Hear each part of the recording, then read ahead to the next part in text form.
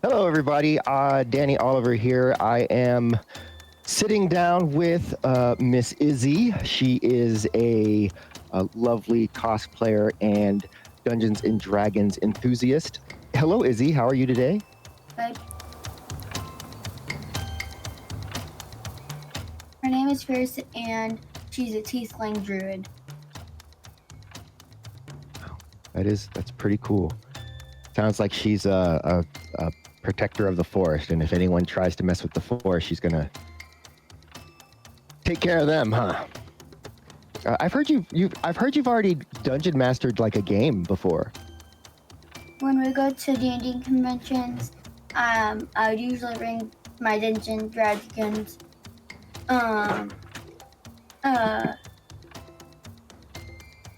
board game, and I would set up a little area while my mom and PJ would be in other games or games they brought. I would play with other kids. Like, I'd have it set up. It's really cool that you are learning Dungeons and Dragons and exploring this world, and it's really cool that you are, getting to explore cosplay and costuming, and it's really cool that your mom and your family really support you and help you do this.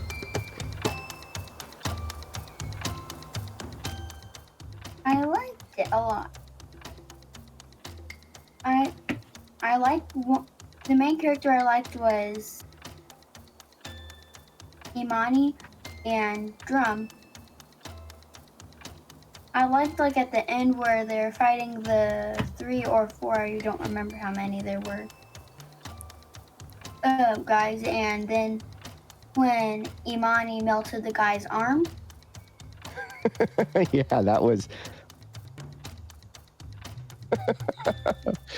Yeah, so when you first saw the cover of the book, what did you think about it? I liked it. I liked the details. I also liked how like the title was edited a lot. Drum is like me. Drum is like you. How is Drum like you? Mexican? So, yeah, and a lot of times people that are Mexican have darker skin, and so kind of seeing that in a character, it kind of brings you into the mindset of that character. So, now of course there is no Mexico in the world of this comic book, right? But that doesn't mean that we can't have things that come from there, because in storytelling, we use what we know in the real world so that it makes sense in the world that we're creating. So you can see the similarities of the various things. And then, so when you were reading it, what did you get was going on? That like they're basically they went on a boat and then they came to this island like with people kind of like pirates almost. And and when they want to go look for food, she showed these diamonds, and then like people started trying to say, "Can I have them?" Okay. Pretty much, because people want diamonds and stuff, right? That's like treasure in Dungeons and Dragons, and people are always trying to get it.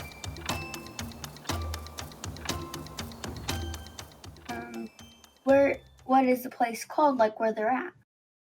So the place that they're at is called Merkuldashta, is the name of the city, okay? So Merkuldashta is the port of Kuldashta, and it is a city in the desert kingdom of Vaishan. So it's a desert kingdom with a town on the ocean. And so it's a place where a lot of people bring stuff that they want to put on boats and send, to other countries so they can sell it and buy it, So all the things like how we have stuff that's made in China, well, it's got to get here, right? And so it's going to go through ports or and get on ships, just like in the book. How did you come up with the character Amon or how do you say Imari? Imari. So Amari was a character from a Dungeons and Dragons game a long time ago. And she was someone who found a lot of power in this book that she found. And in the Dungeons and Dragons game, she was played as a sort of a wizard. But the fun thing about her was she didn't really understand the magic so much as she just kind of put it together in a way that made sense to her so that she could do the magic. So that is where the concept comes from. And then in here, she is um, trying to trying to find out what the secret of this book is. She has this book, and her and Drum too don't know what it is. So they're on a quest to learn about this book because the book is not it's not really a good book. Like if you say you remember you said your one of your favorite parts is where Amani, does the magic on the guy's arm, right? But you can tell that that's a really kind of a dark magic, right? So they're trying to figure out what it is, but at the same time, make sure that Drum wants to make sure Amari is safe. Where did Amari or Drum come from? Where did Drum come from? Again, another character. So Drum was a sort of from the forests, and she lived with a tribe of other halflings. And in her tribe, she was what they call the storyteller, is what it would translate to for English. But basically, she was the person who would keep all the myths and legends and stories of all the heroes together, right? And but also her job, besides telling the old stories, was to help create new stories, find new heroes and go on new adventures so that there would be more stories to tell.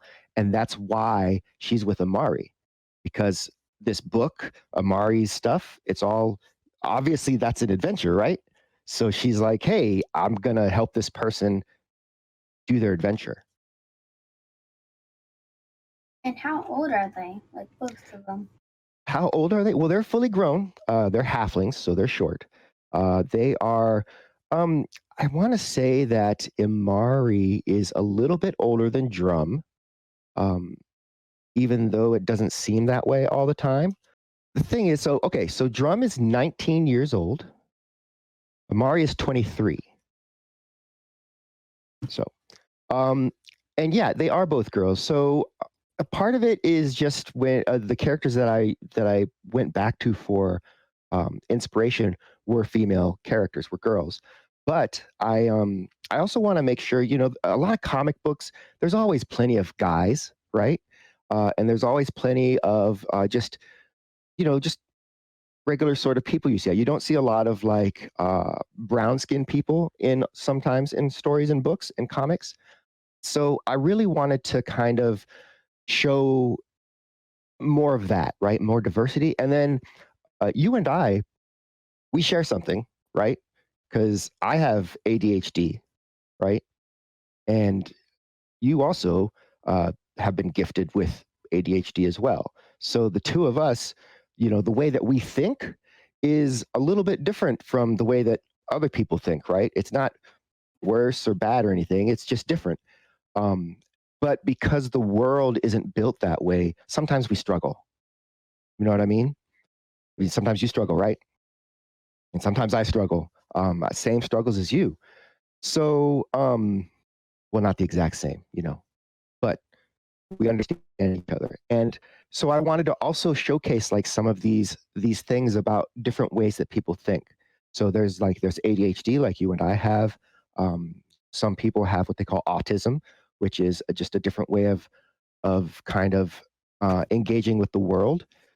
And it's important to me that we see these people in our stories, because if we don't see them, then we never get a chance to see how someone like us could be a hero, right? And so that was what was really important to me about that. So that's why there's women, and that's why there's people of color, and also people of that are neurodiverse. That's the word we use for it, neurodiversity. Why are they traveling to these parks? Why are they traveling? All right. Well, so uh, they come from their homeland, a continent that was hidden away from the rest of the world for a long time. And when it became known that the continent was there and magic kind of came back everywhere, the the people, outside of the world, they wanted to see what was on this continent. And the people in the continent didn't know that there was a world out there either. So they kind of want to see what's out there. And so there's a little bit of mixing and back and forth, but also there are very dangerous things because magic is really powerful and magic was always there. And so people are trying to come to learn about magic. Um, Amari goes with some of these people. And while they're in this place looking for various magic things, she finds the book. And she knows that she can't let just anyone have the book. The book is, there's something about it, there's something special, and she needs to keep it safe. And so she takes the book and runs away with it. Um, and those are all stories that will be told as we go through. But she and Drum, when they meet up, they realize that the answers to the mystery of this book are not in their homeland, that they have to go travel to find out.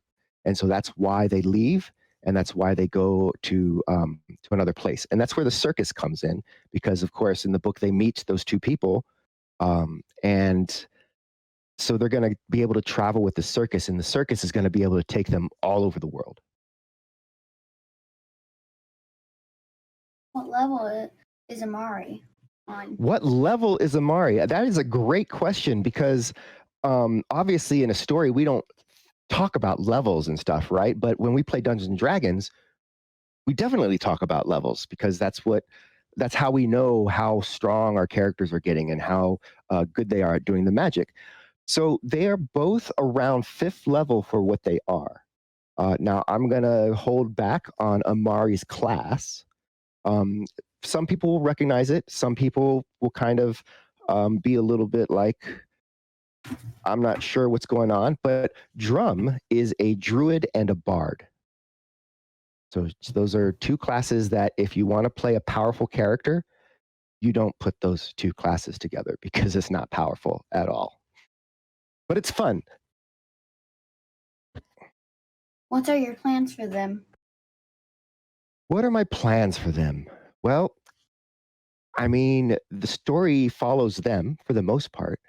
And so they're going to travel, and they're going to learn about the world. They're going to learn about the book. Um, they're going to learn a lot of the mysteries and secrets, because in this world there was a big event like 3,000 years ago that changed everything, and nobody knows why. And so part of this story is with the book and with their adventures. They're going to learn about what happened, why that happened, and then they're going to fix some things maybe that were broken.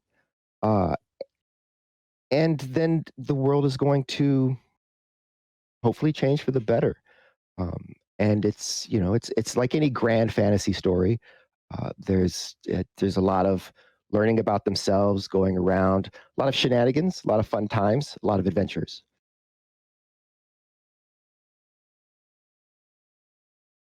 Well, they make friends on this adventure.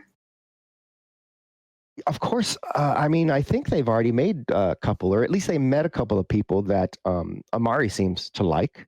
And so when they go with them, they're going to, of course, meet those people's friends, the entire circus.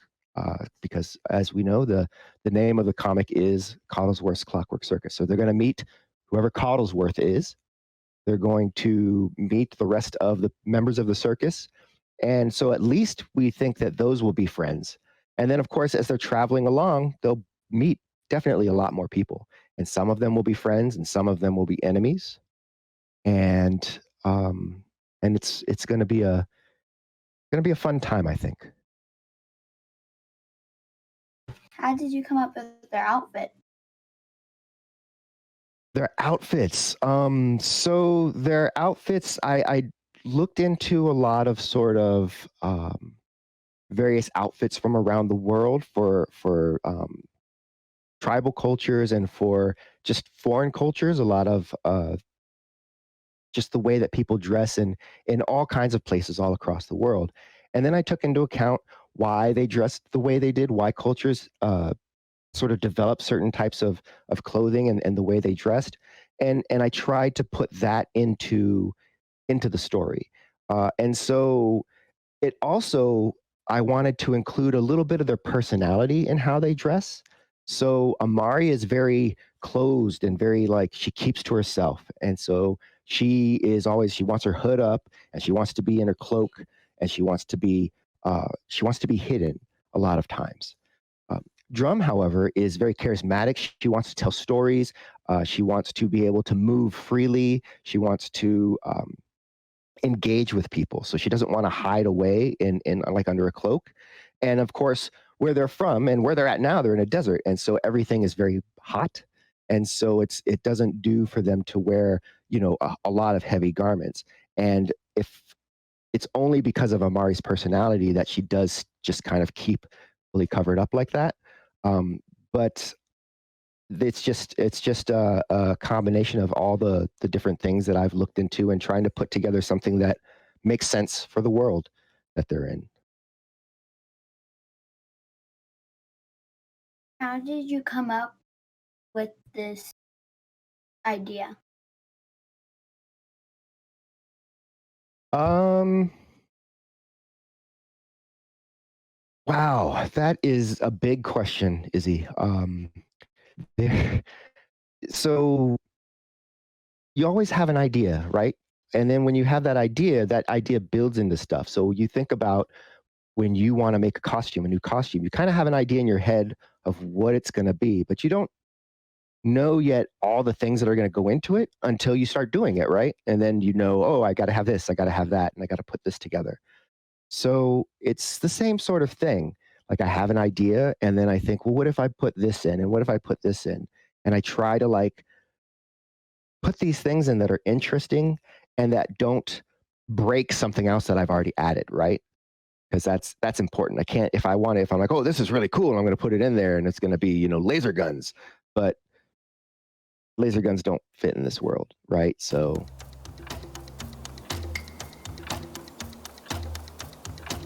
thanks a lot. It means a lot to me that you really liked it.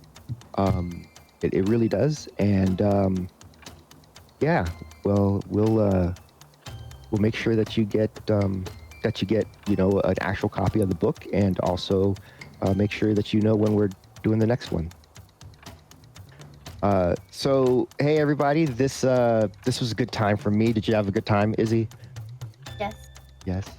Good. So this is Izzy. Want to appreciate her for taking the time to sit down with me. Appreciate her mom and her family for